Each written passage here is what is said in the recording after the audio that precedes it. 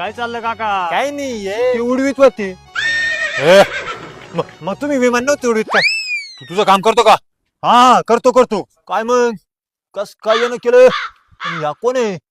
आमचं लग्न ठरलंय आणि 4 तारखेला साखरपुडा आहे. तेच म्हटलं आमंत्रण देऊन येऊ. अरे वा वा वा अभिनंदन. पण मग छोकरान छोकरी संग अवलंब फडा असेल म्हणूनच आलेच ती. अरे आईला तोंडात गोळा घाल रे याच्या.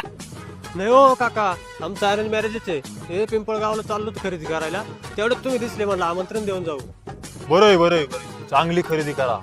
लग्न काय एकदाच होतात काय पोरी? हो. या साखरपुड्याला गाडी बिडी देतो काय? हा नाही हो काका, सध्या तरी मोबाईलच द्यायचं चाललंय. अरे वा